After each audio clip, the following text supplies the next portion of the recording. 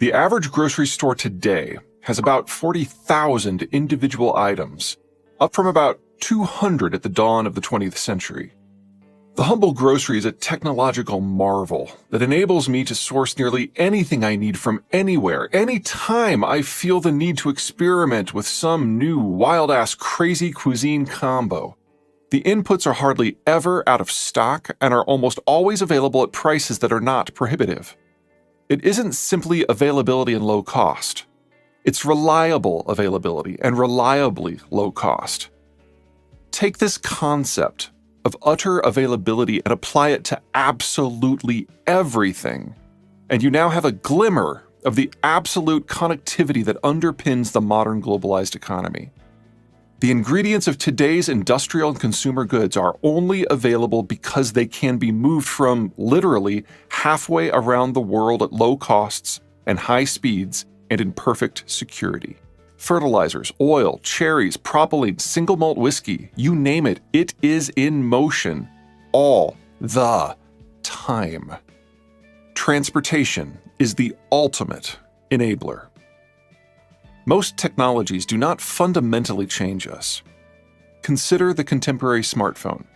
It's a flashlight, a music player, a camera, a game console, a fare card, a remote control, a library, a television, a cookbook, a computer. All in one. It hasn't enabled us to do much that's fundamentally new, but it has combined more than a dozen pre-existing devices into one, increasing efficiency and access. Important? Ridiculously. But such improvement-based techs do not fundamentally change who we are. Transport technologies, on the other hand, profoundly alter our relationship with our geography. Today you can jump continents in a few hours. It wasn't always this way. In fact, it was almost never this way. Until a couple hundred years ago, it was rare for any of us to venture more than a few miles from home. The 6 millennia of human history has quite literally been a slow, agonizing crawl along a long, long road.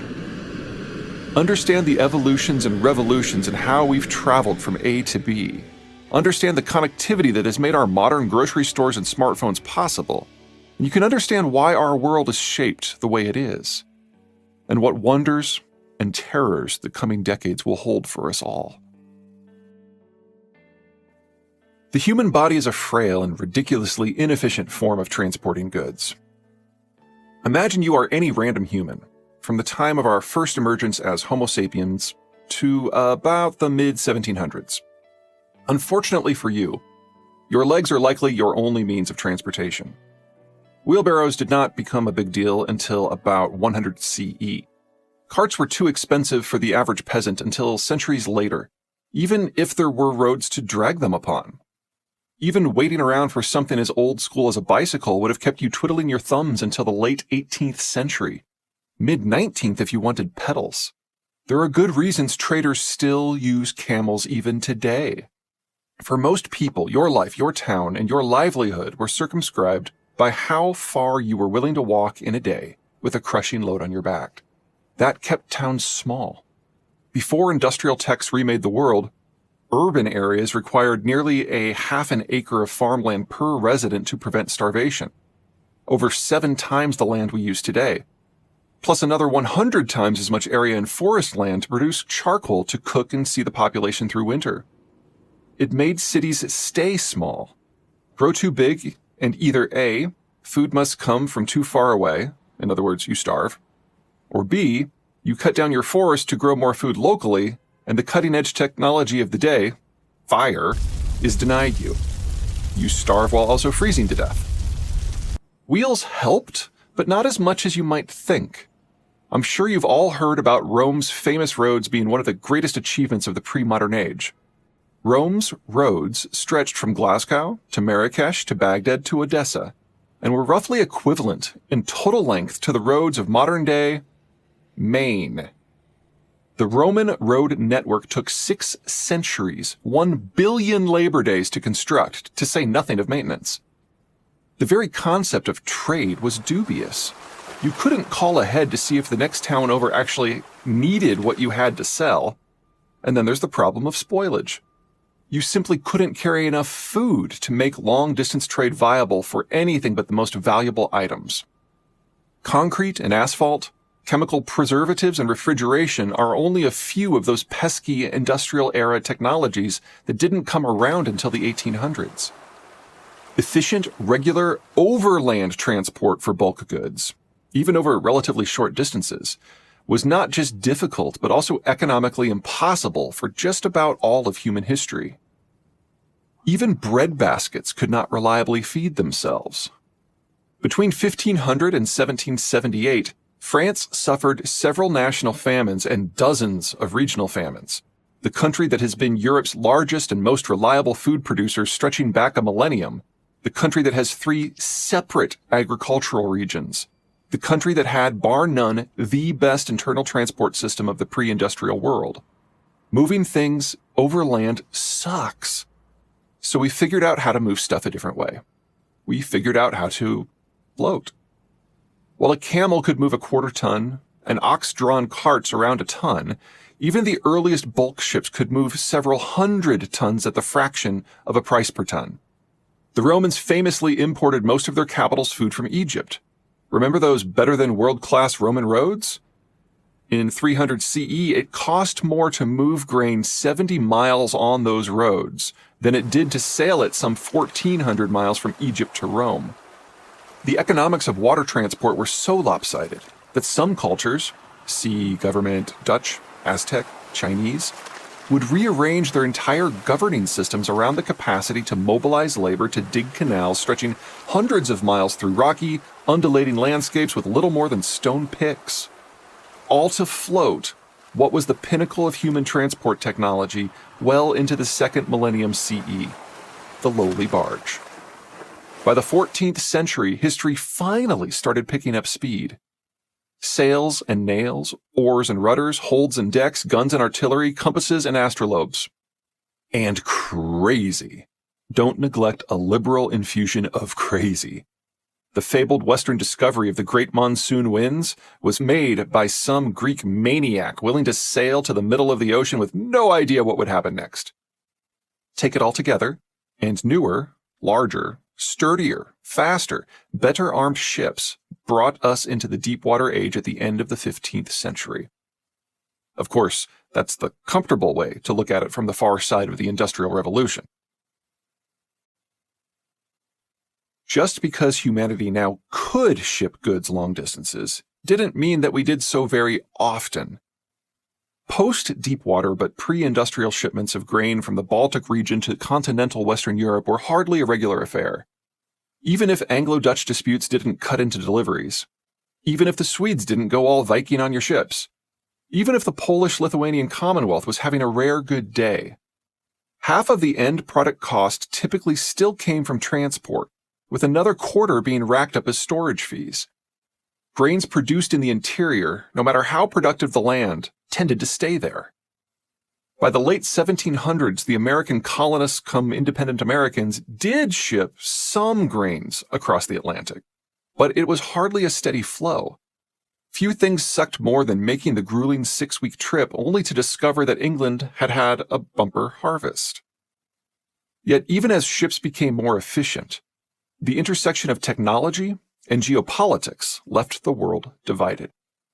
Geopolitics demanded that no empire buy food from any other. Even in the rare cases when shipping was thought reliable, the moods and appetites of opposing monarchs were most assuredly not. Geopolitics demanded that food shipments were rarely worth either the cost or the risk. But jade, pepper, cinnamon, porcelain, silk, and tobacco? Totes! It helped a lot that most luxury goods were not perishable. Tea was about as lowbrow a product there was to reliably make the cut. And even that was only because Europeans are weird. The luxuries trade was only considered global because of the distances involved. In reality, there was little trade among the empires. It was more accurately a series of closed systems sharing very few points of contact, and erratic contact at that. Cargoes were limited to the truly valuable, and to the sort of things you could ultimately do without. When you did see a transoceanic cargo vessel, it was a solid bet that disrupting its day would make yours. The Spanish called such disruptors English. The British called such disruptors French. Today, we call such disruptors pirates. As a result of this deliberate disconnectedness, neighbors were less for trading with and more for launching artillery shells into. The civilized world, to use the European lingo of the era, existed in a state of near permanent competition. Bringing order to such chaos was simply impossible. The superior naval power of the day, the Spanish in the 17th and early 18th centuries, or the English in the late 18th and 19th centuries, would attempt to convince everyone they were large and in charge, but this was before the age of radar and cruise missiles. There was a lot of ocean to patrol. Rivals had compelling strategic and economic reasons to muck things up. Any order would only hold within sight of their military vessels. The new technologies of the early industrial era, post-textiles, pre-steel ships, somewhat widened the range of goods that could be transported economically, which in turn carved out room for a new tier of country, the middlemen who brokered or ferried goods among opposing empires. It was risky business. The deals an empire categorized as brokering on Monday were often reclassified as double dealing by Thursday. The Dutch, every European's favorite middlemen, became notorious for their massive booms when they carried European trade, and massive busts when the British or French or Germans decided they had had enough of the Dutch trading with the other side. The Americans learned this lesson early and often. Many of the early geopolitical nightmares for the young country centered on trade of the decidedly Dutch variety. America's first major strategic row, the Quasi-War of 1798 to 1800, centered on French seizures of neutral American shipping to Britain. The Brits made some popcorn for the coming fight and had the nerve to talk shit about France to the recently independent Americans, but they were ultimately disappointed when both sides backed down.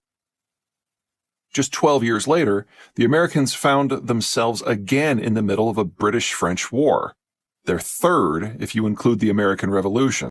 This time around, France was run by Napoleon. The British were particularly aggressive in interdicting American ships they deemed blockade breakers, even impressing crews on American-flagged ships into the Royal Navy. The Brits were total tools in this period. They didn't recognize naturalized American citizenship, so anyone who was born in the colonies was fair game for impressment. Born in 1775 in Philadelphia? Yo, you're still a British subject. Get in my navy. Yada yada stuff happened, things were said, triggers were pulled, torches were thrown, and before you knew it, the Brits were roasting marshmallows over the coals of the former White House. And the Canadians became forever unsure just how much they could trust the Yanks. And yet, it was stunning, shocking how much did not change.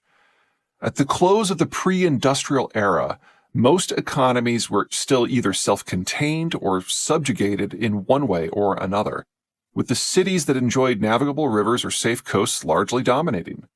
For while the economics and mechanics of overseas travel had improved remarkably over the centuries, overland travel had only seen occasional improvements. It wasn't that nothing had gotten better. There had been steady advances in horse breeding, nutrient-rich feeding, harnessing, and so on. Every bit of reach meant more access to resources to power industry, or access to new towns that could trade with the outside world. But unlike the thousand-fold improvements in movement by water, movement by land in 1820 looked an awful lot like it did for the Romans, just with, in many cases, worse roads. Even as recently as the time of the Oregon Trail, you would not be happy but instead thrilled should your ox-drawn cart manage to clock 15 miles a day. While the technological advances in things like horseshoes and steel axles did lay important groundwork for what would come, these technologies didn't fundamentally change how we moved either ourselves or our stuff. And they couldn't, and they wouldn't. That is, until such time that a completely new technological suite boiled forth and changed everything.